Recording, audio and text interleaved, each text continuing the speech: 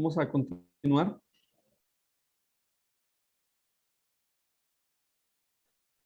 Nos quedamos en el punto de las huellas del judaísmo, ¿verdad? Entonces, bueno, es una forma muy resumida, ¿verdad? Muy burda quizá, de reducir lo que es la influencia del judaísmo en la liturgia cristiana, porque estoy seguro que hay mucho más que podemos decir al respecto. Pero lo que me interesó, hermanos, bueno, fue enfatizar, ¿verdad?, que la liturgia cristiana tiene una herencia, ¿verdad?, muy grande con respecto a la liturgia del pueblo de Israel, ¿verdad? Y, por ejemplo, quiero compartir con ustedes este extracto que se conoce como una plegaria eucarística, es decir, una oración que se pronunciaba en el contexto de la celebración de la Cena del Señor o de la Eucaristía, ¿sí? Eh,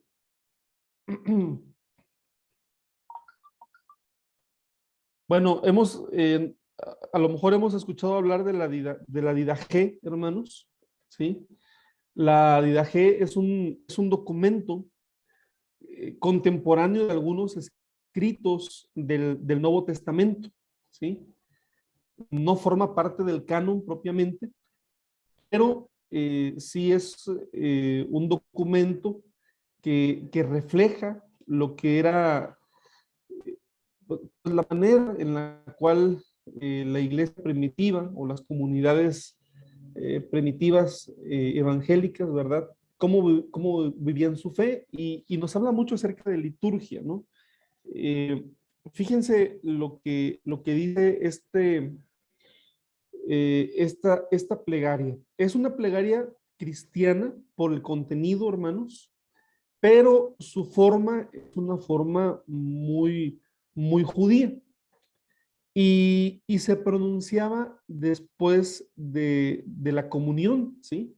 Por eso inicia diciendo, después de haberos saciado, dad gracias de esta manera, ¿sí? Por qué dice esto? ¿Por qué dice después de haberos saciado, dad gracias de esta manera? Porque en esa época, hermanos, la Eucaristía está unida a la comida, ¿no? Está unida a la comida, es decir, dentro de la Eucaristía o de la Cena del Señor se come, se leen las lecturas y se celebra la Cena del Señor, hermanos. Por ejemplo, recordarán ustedes la controversia suscitada en la iglesia de Corinto, en donde el apóstol Pablo interviene dando algunas instrucciones porque se presentaban en la cena del Señor abusos, ¿no?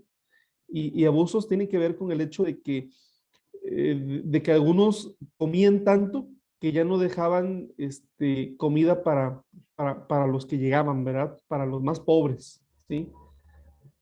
Para nosotros esto pudiera ser extraño porque en nuestro caso, ¿verdad? Y básicamente en el caso de todas las expresiones cristianas en la actualidad, hablar de la cena del Señor es hablar de una ceremonia, pero en las comunidades primitivas, eh, pues la cena del Señor, la Eucaristía, estaba unida a la comida, ¿sí? Bueno, pues dice así, después de haberos saciado, dad gracias de esta manera. Te damos gracias, Padre Santo, por tu santo nombre, que hiciste descender a nuestros corazones y por el conocimiento, la fe y la inmortalidad que nos diste a conocer por Jesús, tu siervo. A ti la gloria por los siglos. Tú, Señor Todopoderoso, creaste todas las cosas a causa de tu nombre. Diste comida y bebida a los hombres para su provecho, a fin de que te den gracias. Y a nosotros nos hiciste el don de la comida y bebida espirituales y de la vida por los siglos por medio de Jesús, tu siervo.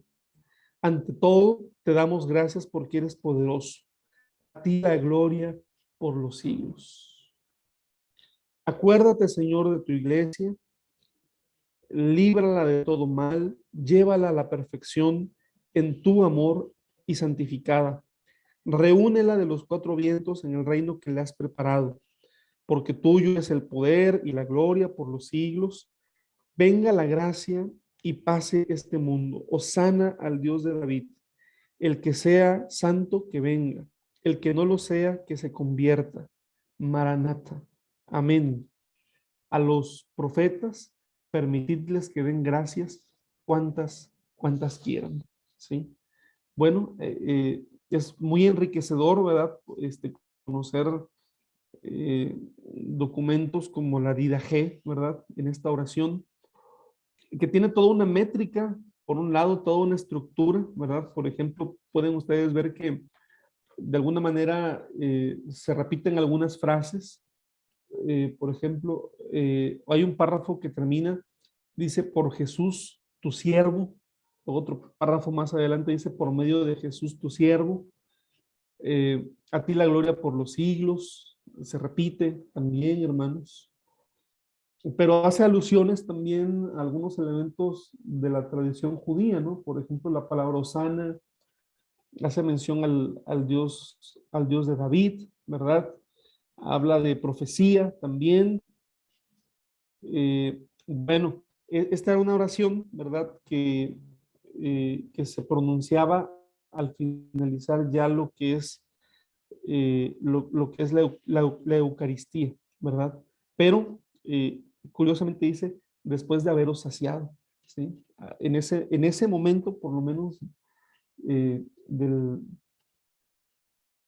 pues en ese momento, ¿no? En que estaba viviendo la iglesia, estaba unida la comida con la celebración de la cena del Señor.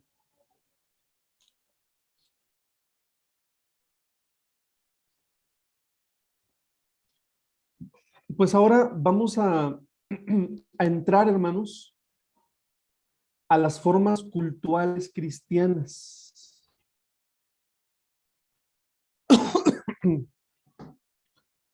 Vamos a dar un repasito, ¿verdad? En las siguientes clases nos vamos a adentrar en algunas de ellas de manera específica.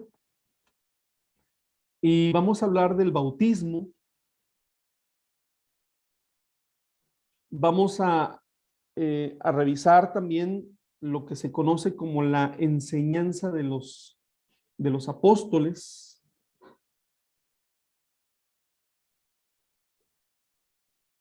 La fracción del pan también, que es una forma de referirnos a la cena del Señor.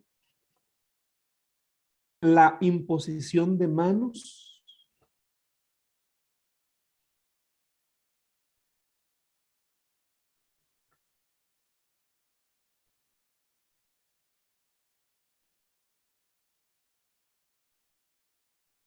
Las oraciones.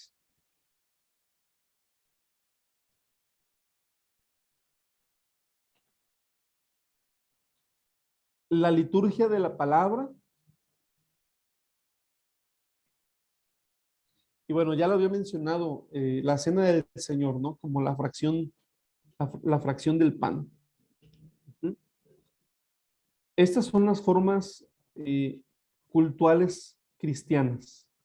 Y, y, y, y es interesante notar que todas estas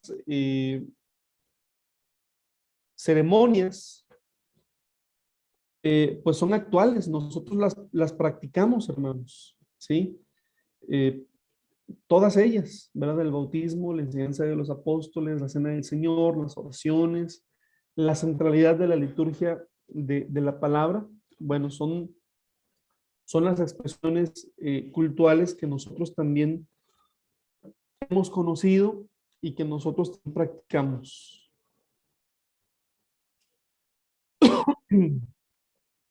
Bueno, el bautismo, hermanos. Vamos a empezar con el tema del bautismo, ¿sí? En el Antiguo Testamento no encontramos un antecedente, ¿verdad? Propio de que pudiéramos equiparar, que pudiéramos eh, de alguna manera comparar con el bautismo, hermanos, ¿sí? Eh, Había algunos ritos ya en el Antiguo Testamento que servían para introducir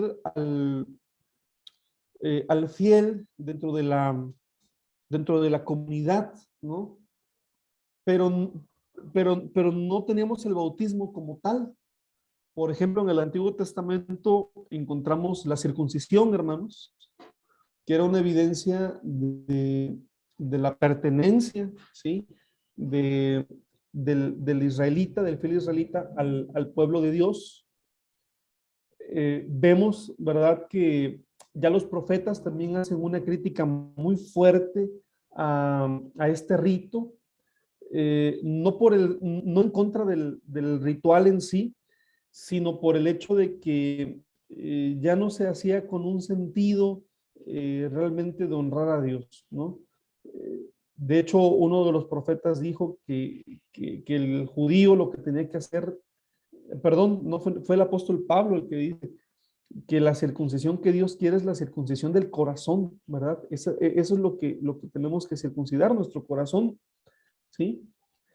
Eh, Había ritos de purificación también, pero el bautismo, hermanos, en el Nuevo Testamento es un elemento básico dentro de la fe cristiana, ¿sí? Es la ceremonia o el rito de introducción en la asamblea, ¿sí? Recordemos, ¿verdad?, que en el Nuevo Testamento el concepto de iglesia tiene mucha riqueza. En la teología del apóstol Pablo ya habíamos revisado que incluso para Pablo el templo somos las personas que conformamos la iglesia, ¿sí? Entonces, bueno, para ser parte de la iglesia, para ser parte de este templo espiritual donde habita la presencia de Dios, habría que ser bautizado, ¿sí? El bautismo, mis hermanos, se hace en el nombre del Señor Jesús. Nosotros hemos comprendido a través de los testimonios bíblicos, ¿verdad?, que la forma en la que se realiza el acto bautismal es por inmersión también, ¿sí? Es decir, la introducción completa del cuerpo de la persona en el agua, ¿sí? Es por inmersión, pero bueno, eh, se hace así, de esta manera, ¿sí? Eh, no tenemos como un dato exacto, ¿verdad?, para saber cuándo, cómo y dónde surgió el bautismo cristiano, pero tenemos algunos elementos en donde ya en el ministerio de Jesucristo los discípulos bautizaban, hermanos, ya bautizaban ellos. Y en el libro de los Hechos de los Apóstoles, pues el bautismo ya se presenta como un paso esencial para ser parte de la familia de Dios. En el Evangelio de Juan, en aquella conversación importante entre Jesucristo y Nicodemo, recordamos que Jesús le dijo a este varón, es necesario nacer de nuevo, es necesario nacer otra vez. Nicodemo, como da muestra el Evangelio de Juan, en una primera instancia entendió lo que Jesús le decía en los términos de volver a entrar en el vientre de su madre. Sin embargo, Jesús se estaba refiriendo a algo que solamente el Espíritu Santo podía realizar, ¿sí? Y que se ejemplificaba, ¿verdad? De una manera importante a través del acto bautismal. Otro testimonio, ¿verdad?, que encontramos en el Nuevo Testamento es el que se refiere a Juan el Bautista, hermanos. Recordamos, ¿verdad?, que en los evangelios se menciona a Juan el Bautista como aquel hombre, ¿verdad?, que bautizó a nuestro Señor Jesucristo. Y en cuanto a la expresión ritual, en cuanto al, a la forma de realizar el bautismo, ¿verdad? No hay una diferencia, no hay una diferencia aparentemente, porque es por inmersión, ¿verdad? Pero en cuanto a su contenido, hermanos, el bautismo cristiano supera el bautismo de Juan. Además, que se hace en el nombre de Jesús. Ahora, vamos a ver algunos testimonios del libro de los Hechos de los Apóstoles para poder comprender tres pasos básicos, tres principios básicos del proceso para el bautismo. Los tres puntos básicos del proceso para el bautismo son evangelización, fe y propiamente la ceremonia bautismal. Vamos a Hechos capítulo 2, versículo 38, hermanos. Solo el verso, bueno, no solo el verso 38, vamos a leer el verso 37 y 38. Por favor, quien desee apoyarme con esta lectura, Hechos capítulo 2, versos 37 y 38. Sí, hermano. Adelante, hermano Gabriel.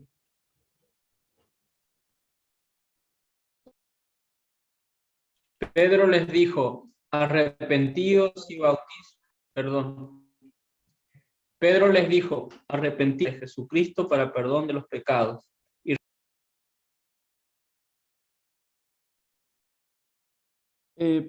Al parecer cerró su micrófono, hermano Gabriel, ya no lo escuchamos. El verso 38, ¿no más? 37 y 38, por favor. Ah, bien.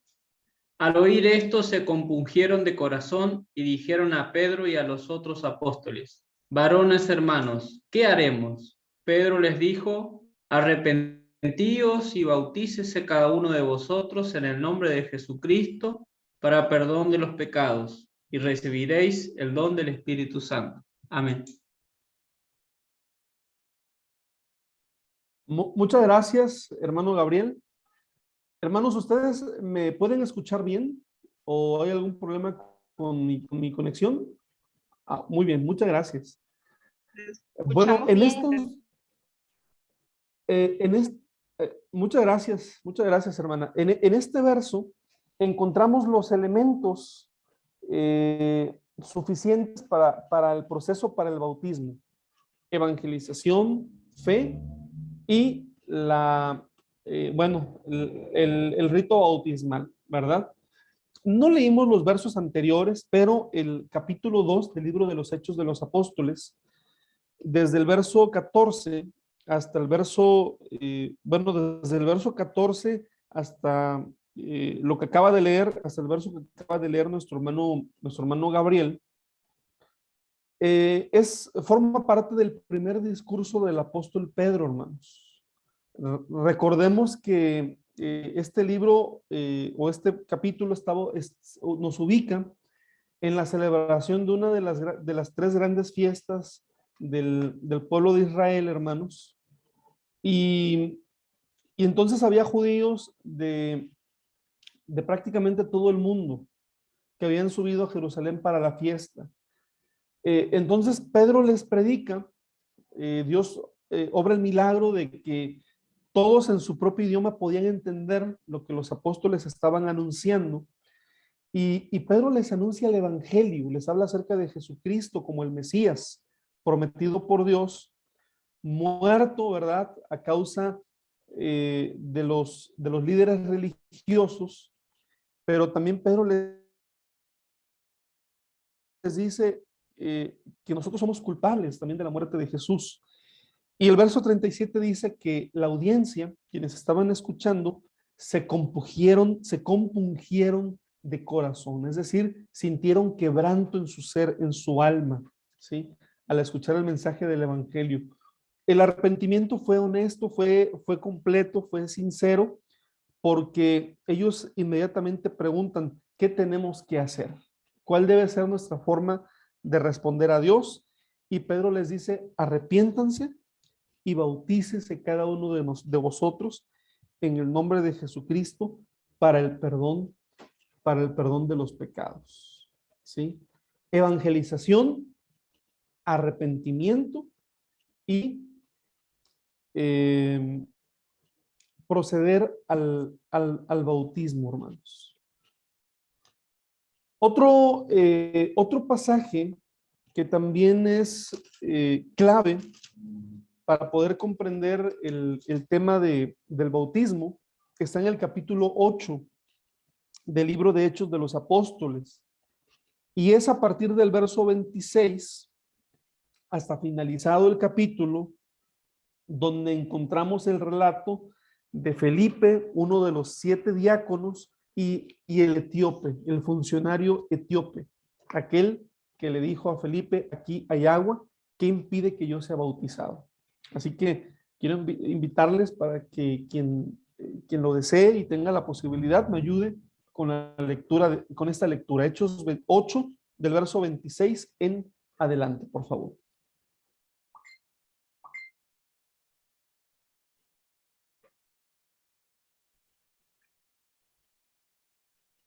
Leo, Leo.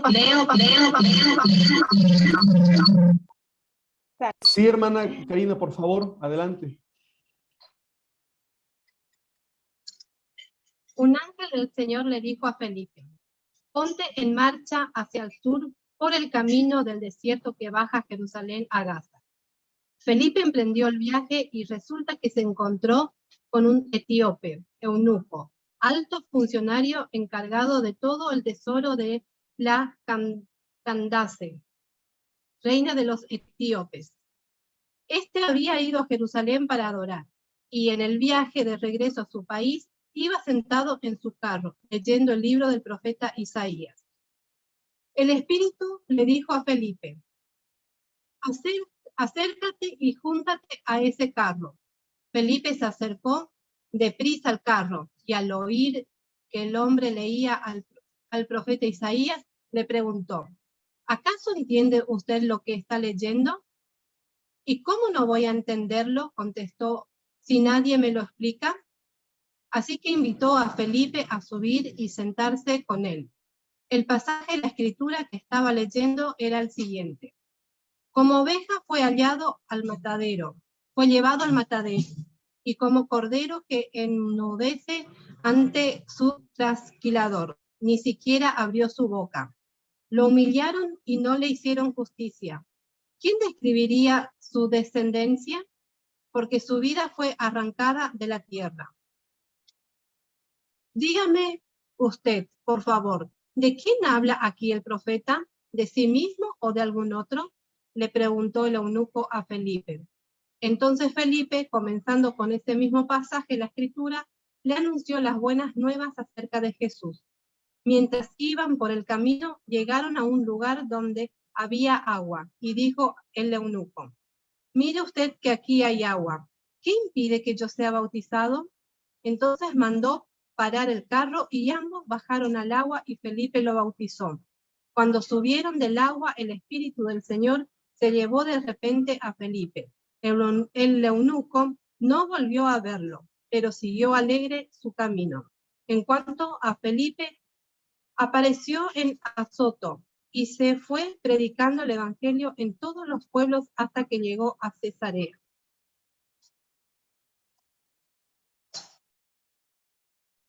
Muchas gracias, hermana Karina. Este relato es muy hermoso, hermanos. Yo creo que es un relato que cuando hablamos de la conversión, cuando hablamos del bautismo, de la fe, no podemos hacer caso omiso, ¿verdad?, a la historia de la conversión del eunuco. Este hombre era un prosélito, hermanos. No era judío, pero era una persona temerosa de Dios, alguien que había asumido, ¿verdad?, la adoración al Señor como el Dios verdadero. Y después de haber adorado en Jerusalén, iba de regreso hacia su país, ¿no?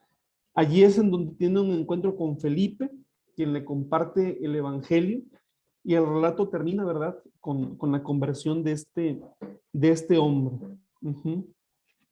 Y bueno, encontramos los elementos del bautismo: evangelización, fe y, y el acto bautismal como tal, ¿no? Estos relatos, hermanos, en realidad son una guía actual de lo que nosotros como iglesia debemos de tomar en cuenta para la conversión de los creyentes, ¿sí? Y para la celebración de actos bautismales. Bueno, diciendo esto, me voy a permitir también mencionar algunas consideraciones que parten desde la práctica pastoral, hermanos, ¿sí? A mí me parece, hermanos, que nosotros como iglesia necesitamos ser muy cuidadosos en compartir el evangelio con las personas, de tal manera, ¿verdad?, que ellos puedan aceptar a Jesucristo eh, con total plenitud y estar listos para bautizarse. Tenemos todavía fenómenos, ¿no?, dentro de la iglesia, muy curiosos, ¿no? Por ejemplo, tenemos hermanos que son parte de la iglesia, pero que no se han bautizado, ¿no? No sé si a lo mejor usted puede recordar casos de personas, ¿no?, que tienen 20, 30 años en la iglesia o más años en la iglesia, pero, pero que no se quieren bautizar, ¿verdad? Algunos eh, preguntan, bueno, ¿y por qué es necesario bautizarse? Yo siento que soy parte de la iglesia. En alguna ocasión alguien me preguntaba, hermano, entonces, bueno, más que una pregunta, era como una afirmación, porque yo siento que soy discriminado. ¿Por qué te sientes discriminado? Porque como no soy bautizado, siento que mi opinión y mi persona no vale en la iglesia. Y me decía, yo quiero que usted me diga si yo soy parte de la iglesia, aunque no soy bautizado. Y le respondí a esta persona, mira, si eres parte de la iglesia, porque, porque nuestros estatutos dicen que la iglesia, como la entendemos nosotros en la actualidad, está compuesta por miembros y simpatizantes. Y tú eres un simpatizante, en ese sentido eres parte de la iglesia. Lo que no eres es parte de la familia de Dios, y eso es lo que te tendría que interesar más. Y es allí, hermanos, donde tenemos que llevar esa reflexión, ¿verdad? Para ser parte de la familia de Dios, para ser parte del cuerpo espiritual, para ser parte en esencia realmente del pueblo de Dios, ¿verdad? Aunque yo le di aquella respuesta a esta persona de que siendo simpatizante era parte de la realidad, hermanos, es necesario bautizarse, ¿sí? Por eso en el libro de los Hechos de los Apóstoles vemos que el apóstol Pedro dice, arrepiéntanse y, y bautícense, ¿sí? Y bueno, el arrepentimiento es sumamente importante, hermanos. El arrepentimiento pues también viene de tener una plena conciencia de qué me voy a arrepentir, de qué me estoy arrepintiendo, ¿no? Eh, nunca, eh, nunca estará de más, ¿verdad? El poder hacer un trabajo previo intenso de evangelización.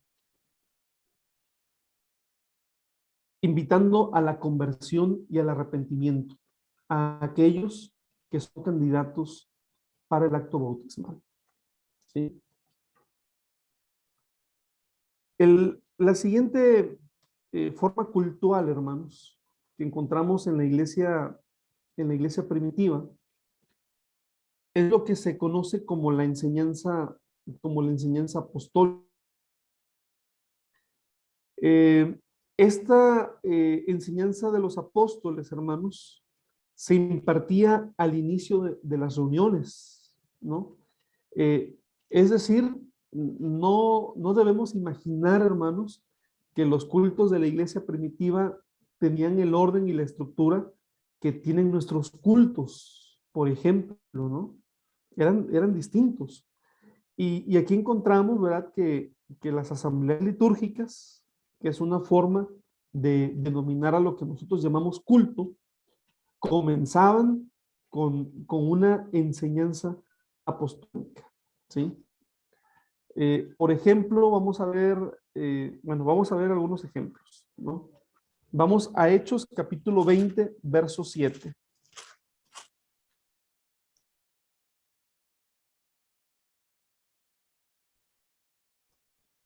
Si alguien lo desea leer, por favor, lo escuchamos.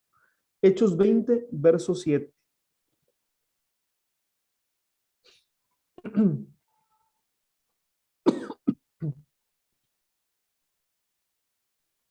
Bueno, dice así. El primer día de la semana, reunidos los discípulos para partir el pan, Pablo les enseñaba, habiendo de salir al día siguiente, y alargó el discurso hasta la medianoche. ¿Sí? Bueno, aquí vemos un testimonio, ¿verdad?, que nos permite comprender la centralidad que tenía para la iglesia este testimonio apostólico. El relato, al leerlo, nos hace sentir que había una premura, ¿verdad? El apóstol Pablo al día siguiente iba a partir de ese lugar, así que él estaba dispuesto a aprovechar las pocas horas que disponía para compartir con la iglesia, para enseñar, para adoctrinar a la iglesia. Y bueno, pues el relato dice que Pablo se alargó, ¿verdad? Que su discurso se extendió muchas horas, que se extendió hasta la medianoche.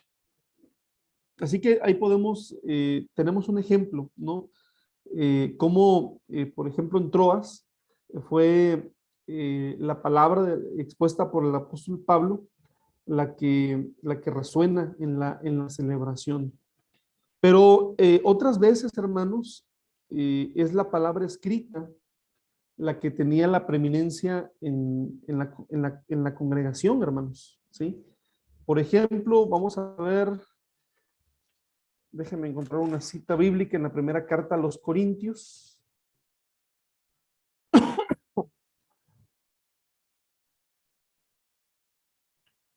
Primera carta a los Corintios, capítulo 16, versículo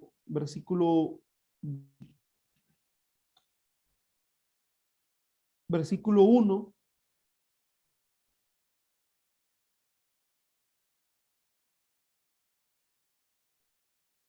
Y dice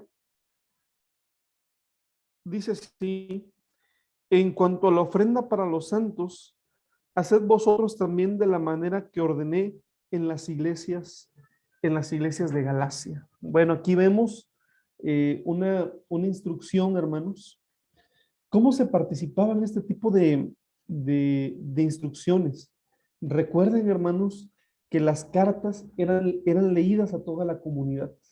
Es decir, las recibía el líder de la iglesia y él era el encargado de leerlas. Entonces, cuando llegaba la asamblea, cuando llegaba la reunión, al leer un pasaje como este, en donde Pablo dice, en cuanto a la ofrenda para los santos, haced vosotros también de la manera que ordené en las iglesias de Galacia, ¿sí? está haciendo alusión a algo que ellos conocían. Nosotros nos preguntaríamos, ¿y qué fue lo que ordenó Pablo a las iglesias de Galacia? Pero ellos sabían muy bien a qué se refería.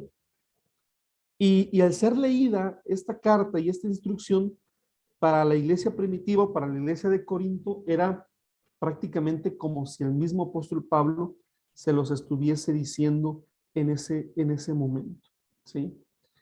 Pero también, hermanos, bueno, se leían las cartas, la enseñanza apostólica tenía que ver en muchas ocasiones, hermanos, con el recuerdo de las palabras y acciones del Señor Jesús, ¿no?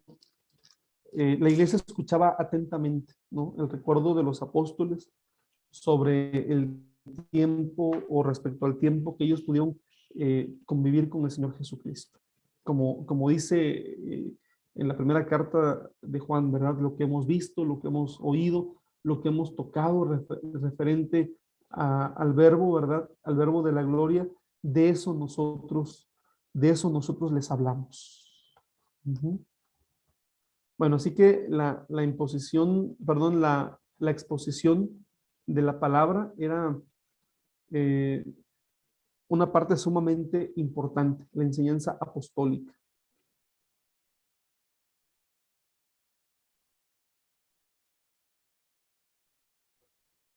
La fracción del pan es el punto culminante, hermanos, de la asamblea litúrgica.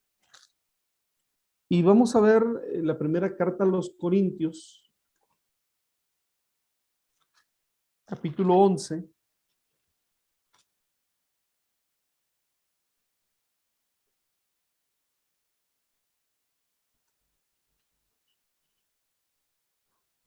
Y verso 20.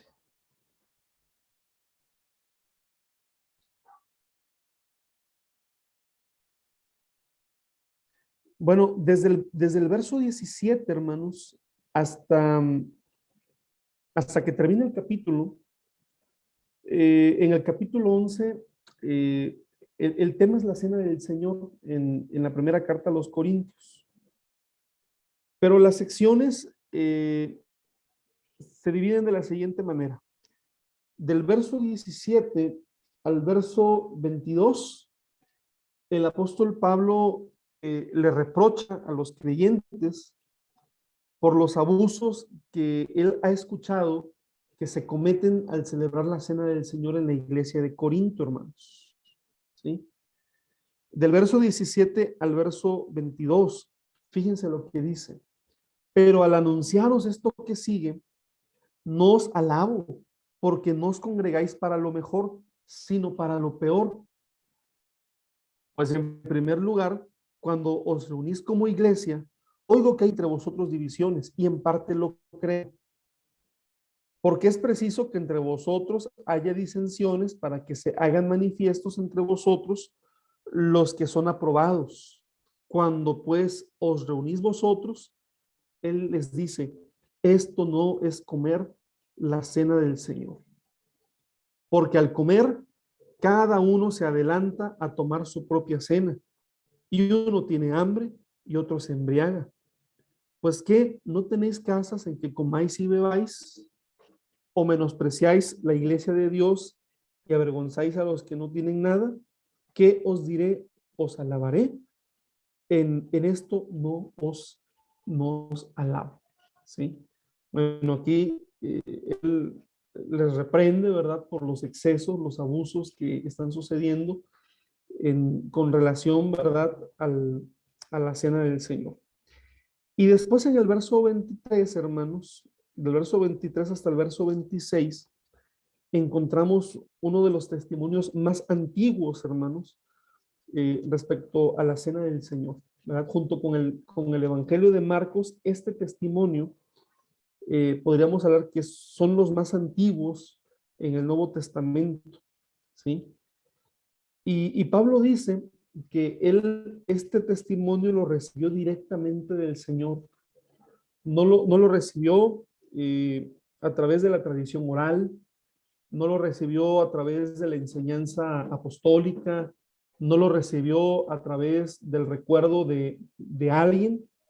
Él dice en el verso 23, porque yo recibí del Señor lo que también os he enseñado, que el Señor Jesús, la noche que fue entregado, tomó pan y habiendo dado gracias, lo partió y dijo, tomad, comed, esto es mi cuerpo que por vosotros es partido, haced esto en memoria de mí.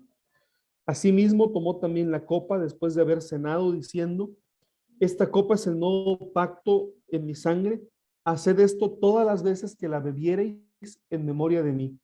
Así pues, todas las veces que comiereis este pan y bebiereis esta copa, la muerte del Señor anunciáis hasta que Él venga, hermanos. Y encontramos en este testimonio respecto a la cena del Señor los elementos constitutivos de la misma, ¿sí? El partimiento del pan y la bendición de la copa, hermanos, de la copa de vino, ¿sí? Son los elementos que nosotros conocemos también y que forman parte de nuestro memorial, hermanos, ¿sí? Pero este relato, por ejemplo, nos permite tener una idea de lo que sucedía en Corinto, hermanos. Parece ser que en Corinto, hermanos, la Eucaristía se celebraba por la tarde y que se hacía al final de una comida, hermanos, ¿sí? Bueno, esto es mencionado por el apóstol Pablo como un exceso, como un abuso, y entonces él realmente se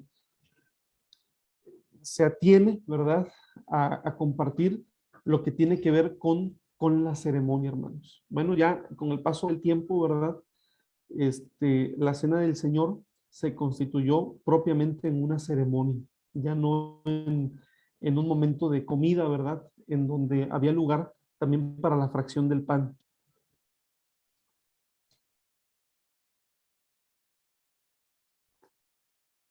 Vamos al siguiente punto.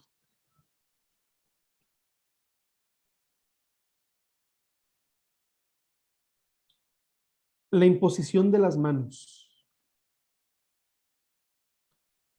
Esta es una práctica, hermanos, de la iglesia que se realizó desde el inicio y fueron los apóstoles los que inicialmente utilizaron este gesto de la imposición de manos para significar la comunicación del Espíritu a los bautizados. Por ejemplo, en Hechos capítulo 8, versículo 17, dice lo siguiente la Biblia.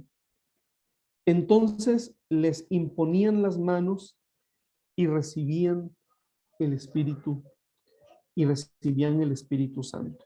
Les imponían las manos y recibían el Espíritu Santo. ¿Sí? Bueno, nosotros como iglesia, hermanos, tenemos esta práctica, ¿verdad? Cuando se realiza la ordenación de un pastor, la ordenación de un ministro, de un diácono, de un obrero iniciado, ¿sí? Hay una imposición de manos. En otro sentido, ¿verdad? Por ejemplo, cuando se realiza la presentación de un niño, también hay una imposición de manos. Cuando se hace una oración y se realiza la unción por los enfermos, también se realiza la imposición de manos. Y esta es una de las prácticas, hermanos, que por causa de la pandemia, pues la iglesia dejó de practicar en los últimos 2 años, ¿sí? Fue difícil, bastante complicado, hermanos, porque es una práctica muy arraigada en la tradición de la iglesia. Y lo es, porque desde un inicio una práctica constituida por los apóstoles, hermanos, ¿sí? Desde un inicio ellos lo hicieron, ¿verdad? Y hasta el día de hoy, nosotros también como parte de la iglesia la realizamos. Ujú.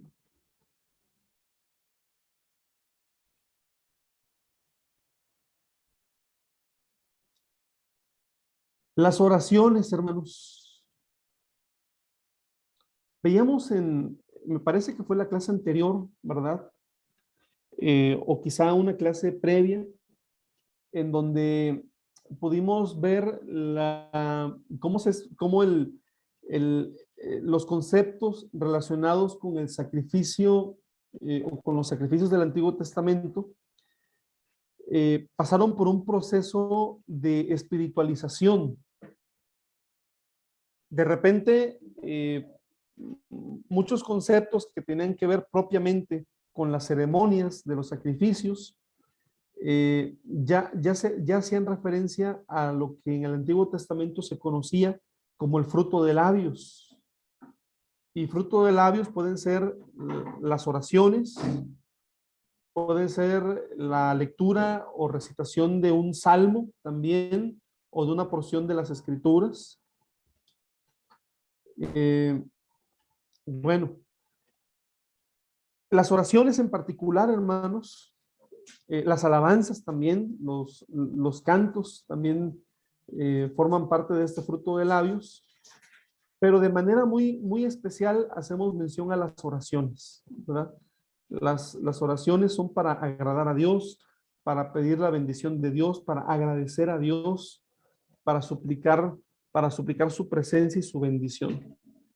Ya en el Nuevo Testamento, hermanos, encontramos una preeminencia de la oración en la religión de Israel, en la religión judía, pero con la misma importancia también en la iglesia.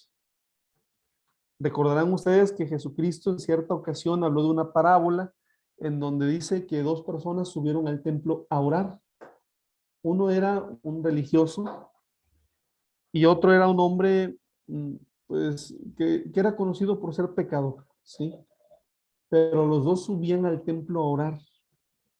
Y bueno, pues en un inicio, hermanos, había una relación también entre la oración y el templo, asociada con la iglesia. Mencionaba esto hace rato, ¿verdad? Que en un inicio el cristianismo tenía como un apego al templo. Apego que después se superó, pero este apego tenía que ver también con la realización de las oraciones. Bueno, en el libro de los Hechos de los Apóstoles, hermanos, que es el que nos da fe, ¿verdad? De los primeros años de la iglesia primitiva, se mencionan 3 momentos de oración en los cuales los creyentes estaban, pues participaban conforme a la religión de Israel, conforme a la religión judía. Tenemos, por ejemplo, la oración que se realizaba a la hora nona, que era la hora del sacrificio de la tarde. Según Hechos capítulo 3, versículo 1. Hechos capítulo 3, versículo 1 dice: Pedro y Juan subían juntos al templo a la hora novena, que era la hora de la ¿sí? La hora novena sería lo que nosotros conocemos como las 3 de la tarde, ¿verdad?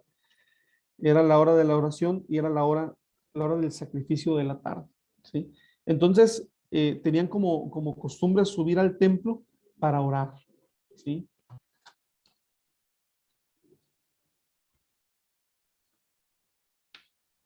Pero tenemos también la hora sexta o el mediodía, hermanos, y tenemos el capítulo 10 del libro de los Hechos de los Apóstoles, verso 9, Y dice, al día siguiente, mientras ellos iban por el camino y se acercaban a la ciudad, Pedro subió a la azotea para orar cerca de la hora sexta. Bueno, recordemos que Pedro, hermanos, no solamente era un discípulo de Jesús, hermanos, Pedro era un judío. Y como judío, él pues todavía mantenía, ¿verdad? Algunos elementos de la religión judía. Y uno de ellos era el tema de la oración. Así que aquí vemos cómo el apóstol Pedro, ¿verdad? Bueno, se hace alusión a la hora sexta, al mediodía, ¿verdad? Y era la hora en la que Pedro había subido a la azotea del lugar en el que se encontraba para orar. ¿Sí? Tenemos la hora tercia o la hora del sacrificio de la mañana. En Hechos capítulo 2, versículo 1. Y bueno, si bien no hay una alusión muy clara, hermanos, aquí dice, cuando llegó el día de Pentecostés estaban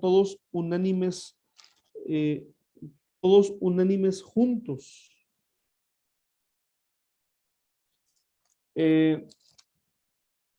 Y de repente vino del cielo un estruendo como de un viento recio que soplaba, el cual llenó toda la casa donde estaban sentados.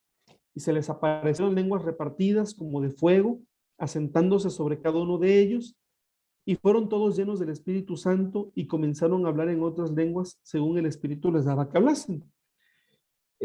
Bueno, después los versos siguientes mencionan que la gente se maravillaba, pero pensaban que estaban borrachos.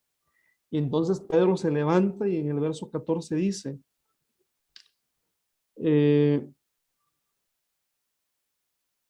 entonces Pedro, poniéndose en pie con los 11, alzó la voz y les habló diciendo, varones judíos y todos los que habitáis en Jerusalén, esto os sea notorio y oíd mis palabras, porque estos no están ebrios, como vosotros suponéis, puesto que es la hora tercera del día. Así que fíjense cómo en este relato, en donde se narra cómo llega el Espíritu Santo a la iglesia, ellos estaban reunidos. Y no es casualidad, hermanos, que estaban reunidos a la hora tercia del día. Es que esa era una hora de oración, hermanos. La iglesia primitiva era una iglesia de origen judío que, que no dejó de ser una iglesia judía hasta después de muchos años y de un proceso de evolución, hermanos. ¿Sí? Así que vemos cómo aún en las oraciones, pues se deja sentir esta herencia, ¿no? De la tradición de Israel en la naciente iglesia, hermanos.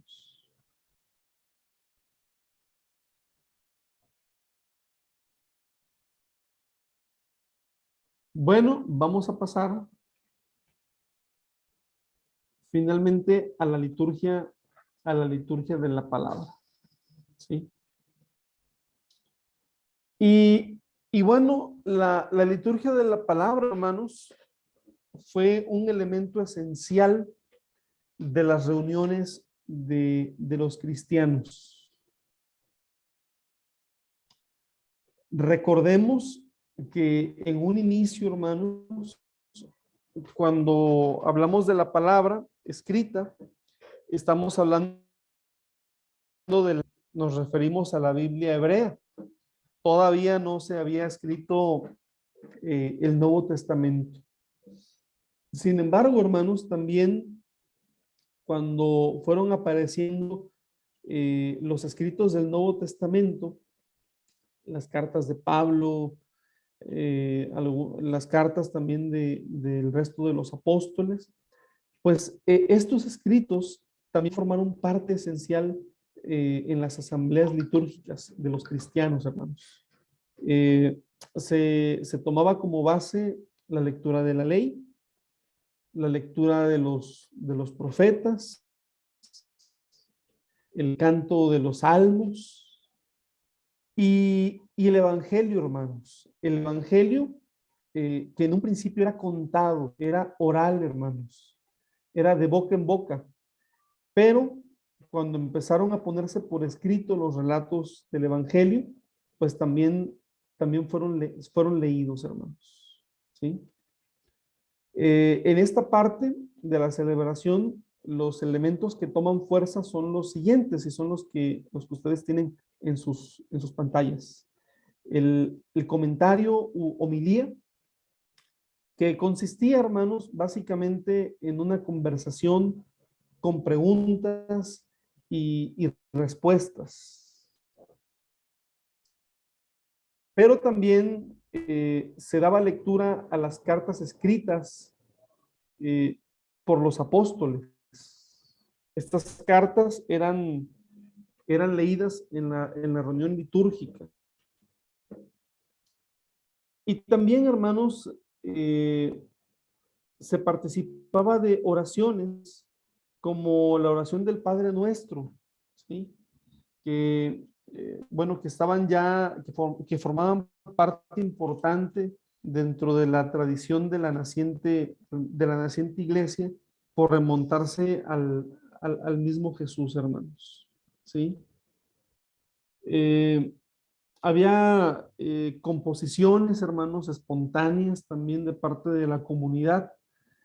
En los escritos del Nuevo Testamento encontramos que, por ejemplo, el apóstol Pablo, él incluyó muchas de esas composiciones en sus escritos, aunque eran anteriores a él, pero él las puso por escrito. Por ejemplo, en Hechos capítulo 4, verso 24 hasta el verso 30, dice así: y ellos, habiéndolo oído, alzaron unánimes la voz a Dios y dijeron: Soberano Señor, tú eres el Dios que hiciste el cielo y la tierra, el mar y todo lo que en ellos hay. Que por boca de David tu siervo dijiste: ¿por qué se amotinan las gentes y los pueblos piensan cosas vanas? Se reunieron los reyes de la tierra y los príncipes se juntaron en uno contra el Señor y contra su Cristo, porque verdaderamente se unieron en esta ciudad contra tu santo Hijo Jesús, a quien ungiste, Herodes y Poncio Pilato, con los gentiles y el pueblo de Israel, para hacer cuanto tu mano y tu consejo habían antes determinado que sucediera. Y ahora, Señor, mira sus amenazas y concede a tus siervos que con todo denuedo hablen tu palabra, mientras extiendes tu mano para que se hagan sanidades y señales y prodigios mediante el nombre de tu santo Hijo Jesús. Cuando hubieron orado, el lugar en que estaban congregados tembló, y todos fueron llenos del Espíritu Santo y hablaban con denuedo la palabra de Dios. ¿Sí? Encontramos, bueno, este relato, hermanos, que como muestra, ¿verdad?, se convirtió en un relato recitado constantemente por la iglesia primitiva en sus reuniones. Otro, por ejemplo, pudiera ser el canto de Filipenses capítulo 2, versículo 6, que dice: hay en vosotros este sentir o esta actitud que hubo también en Cristo Jesús, el cual, siendo en forma de Dios, no lo tuvo como algo a lo cual aferrarse. Otro canto, hermanos, pudiera ser también Romanos capítulo 5, cuando dice: porque a su debido tiempo Cristo murió por nosotros cuando aún éramos débiles. Es decir, hermanos, el apóstol Pablo, bueno, puso por escrito algunos de los cantos, ¿verdad?, que ya eran de uso litúrgico dentro de las comunidades primitivas. Era muy importante la liturgia de la palabra, ya sea escucharla, recitarla, leerla, era parte central de la liturgia de la iglesia, hermanos. ¿Sí? Bueno, vamos a pasar, hermanos, ahora a un espacio de preguntas, de comentarios. de dudas. Si puedo ampliar la duda, lo voy a hacer con mucho gusto, hermanos.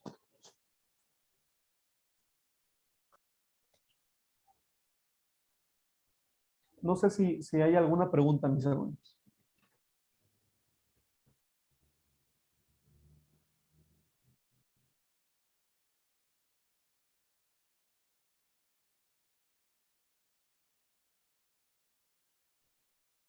Si hay pregunta, vamos a acabar también. Lo cultual es, hermana Karina, lo que tiene que ver con el culto, lo relacionado al culto, ¿verdad? A la parte litúrgica, ¿sí? Todo lo que tiene que ver con lo litúrgico se puede denominar como algo cultual. Sí, hermano. Muchas gracias por su pregunta.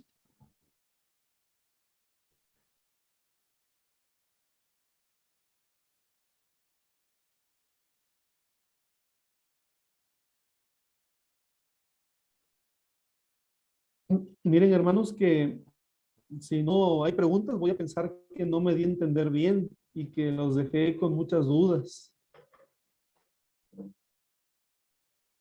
No, hermano, está bien claro. Está claro. Bueno, muchas gracias. Gracias, hermana Lucy. Gracias por su comentario, hermana Lucy. A mí las Sí, preguntas que hermana me Lina, iban adelante. surgiendo, me iban aclarando a medida que se iba explicando el tema, así que no me quedaron preguntas. Gracias. No, muy claro y muy interesante la clase hoy. La verdad que sí. Muchas bendiciones. Gracias, hermana Dina. Pues yo, bueno, les había comentado, mis hermanas y hermanos, que, bueno, tuvimos en un principio algunas clases que me parecieron que eran muy robustas en el tema de conceptos, en el tema histórico, ¿verdad? Y que bueno, después de esas clases, pues entraríamos a algunas que serían como un poco más sencillas, no solamente porque lo son, sino porque también hay ya una base teórica, ¿verdad? Desde el Antiguo Testamento que nos permite comprender ahora de mejor forma el culto del Nuevo Testamento, ¿verdad? La iglesia primitiva no se peleó literalmente con los conceptos del culto en el Antiguo Testamento, más bien los resignificó, ¿sí? Los resignificó, aprovechó un proceso de espiritualización, pero también el Señor Jesús, hermanos, en su enseñanza, relativizó muchos conceptos y por eso pues llegamos a donde hemos llegado. Adelante, hermano Gabriel. Usted levantó la mano. Sí, hermano, gracias. Mi pregunta es más bien con el tema de la Santa Cena.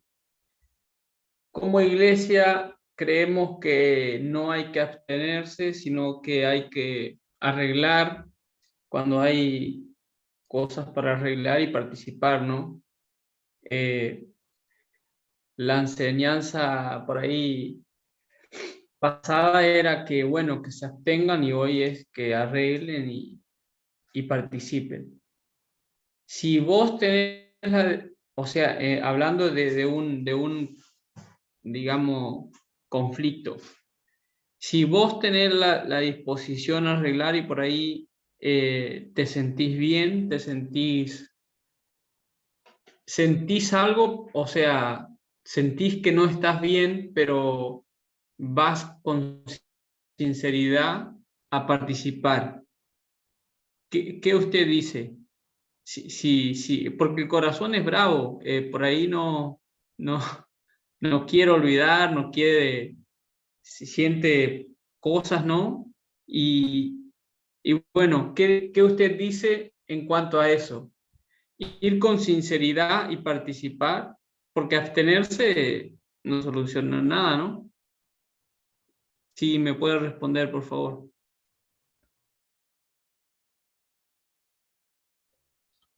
Sí, Con mucho gusto, hermano. Mire, me parece que este tema de lo que usted pregunta tiene su génesis en la forma de interpretar la primera carta a los Corintios capítulo 11, que hace ratito leímos una parte. Allí es en donde el apóstol Pablo menciona este tema, ¿no? De comer el pan o beber de la copa del Señor indignamente. Él dice literalmente, si alguien come del pan o bebiere de la copa del Señor indignamente, será culpable del cuerpo y de la sangre del Señor. Entonces, al leer lo que dice Pablo, por supuesto que nadie quiere caer en el error de participar de la cena del Señor indignamente. Nadie lo quiere hacer. Y mucho menos, ¿verdad? Al leer las advertencias que hace Pablo también en ese mismo capítulo, porque él le dice a los corintios que esa actitud, ¿verdad? De menospreciar la cena del Señor, lo que ha generado es que haya entre ellos muchos enfermos y debilitados y que muchos duermen, dice, ¿no? Entonces, bueno, por supuesto que en este pasaje el tenor del lenguaje utilizado por el apóstol Pablo nos hace entender que él está hablando de algo muy serio, ¿verdad? Como lo es menospreciar la cena del Señor. Ahora bien, lo que nosotros tendríamos que comprender es a qué se refiere Pablo con comer la cena, participar de la cena del Señor indignamente, ¿sí? Intrínsecamente todos somos indignos. Quien nos da dignidad es el Señor, ¿sí? Entonces, si es el Señor quien nos da la dignidad, por esa razón el apóstol dice que el tamiz somos nosotros mismos. Él dice, por tanto, pruébese cada uno a sí mismo. En el verso 28, pruébese cada uno a sí mismo, y continúa diciendo, y coma así del pan y beba de la copa. Ahí está la respuesta, en mi opinión, hermano Gabriel, porque no dice, pruébese cada uno a sí mismo y no coma del pan y no beba de la copa.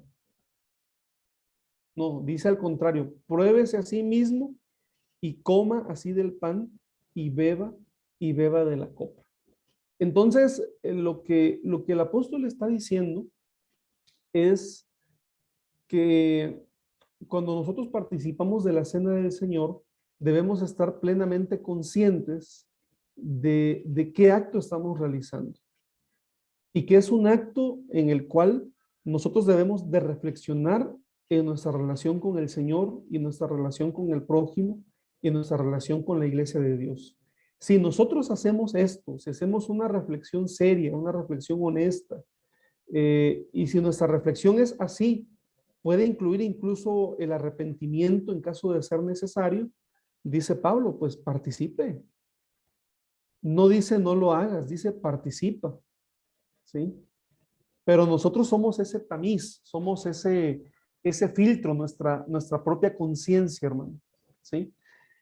Por lo menos, quiero decirles, hermanos, que aquí en México nuestros estatutos ya no son tan drásticos en el sentido de prohibir la cena del Señor a una persona que entra en disciplina, ¿sí? Sino que existe la posibilidad de que en caso de que para la restauración y para pues sí, para la restauración y el acompañamiento pastoral, se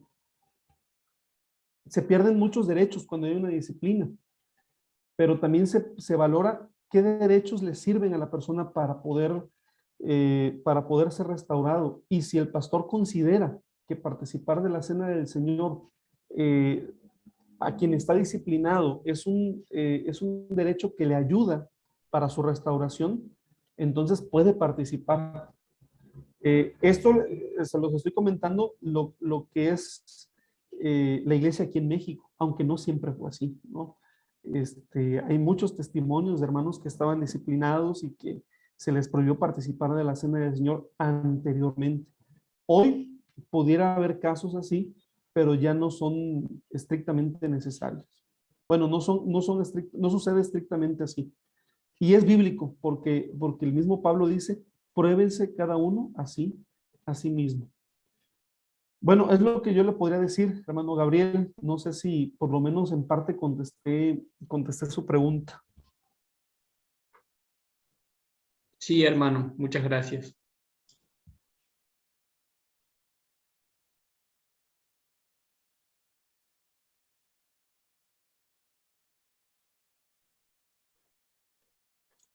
Bueno, mis hermanos, pues vamos a ir finalizando nuestra clase. Solamente quiero comentarles que en las siguientes clases, las siguientes 2 clases, vamos a reflexionar, ¿verdad? O vamos a ocuparnos de las ordenanzas de la iglesia, ¿verdad? Como las comprendemos ahora la iglesia de Dios del séptimo día, a la luz de la escritura, a la luz de lo que Dios nos ha revelado también. Así que vamos a hablar acerca del bautismo, vamos a profundizar más en el tema de la cena del Señor, vamos a hablar acerca de la presentación de los niños, de la bendición matrimonial, de la unción de los enfermos.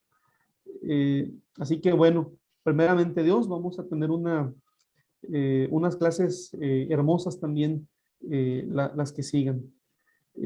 Sigo sus órdenes, hermanos, en lo que ustedes consideren. Veo que he recibido algunos correos y bueno, con algunas preguntas respecto a los trabajos. En breve las voy a contestar, pero quisiera aprovechar ahorita quienes estamos en vivo, si tienen alguna pregunta, hermanos, respecto a los trabajos. Quiero decirles que yo sé que ustedes son personas ocupadas, también que están ocupadas en el servicio del Señor. Así que el trabajo, hermanos, yo les pido que tomen en cuenta más que abundancia de información, pues solamente buscar aplicar algo o algunos de los puntos de lo que hemos visto ya en la clase, hermanos. ¿Sí? Eso es lo que vamos a ir, a ir valorando también. Y valorando también la capacidad de análisis y de reflexión de ustedes como estudiantes. Bueno, ya estoy hablando mucho. No sé si había alguna pregunta.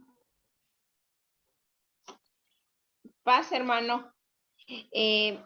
Nosotros estando aquí en el campo misionero, hermano, nosotros tenemos por así decirlo, un grupo de hermanos. Apenas se les está discipulando, no son muy grandes en la fe, son todavía niños en Cristo y en lo que es el trabajo que usted quiere es un proyecto que nosotros podamos implementar con ellos.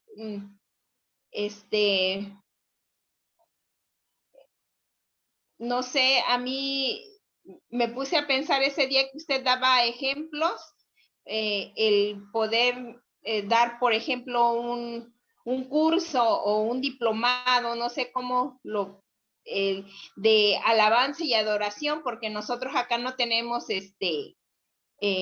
grupo de alabanza, no hay director de cultos, no tenemos nada porque los dones todavía, aunque ya se miran por ahí, todavía no tenemos hermanos que, que ya se vayan colocando y haciendo la función ejerciendo su don, perdón, que ellos tienen. Entonces, ¿podría ser algo así, hermano? Sí, hermana, y me parece excelente que sea algo que pueda ser útil en sus ministerios. Adelante, hermana Lucy. Muy bien. Gracias.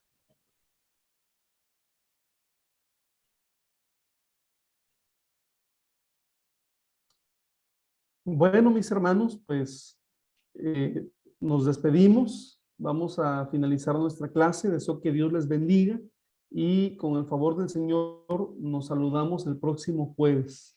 Dios les bendiga. Paz a vosotros. Paz, hermano Esdras, muchas gracias. Paz, hermanos. Gracias, hermano Esdras. Paz a todos, que tengan Paz, una hermano. bonita Hermano, Dios los Dios les bendiga. bendiga. Que tengan una Gracias, lo excelente mismo. noche. Paz. Bendiciones para todos.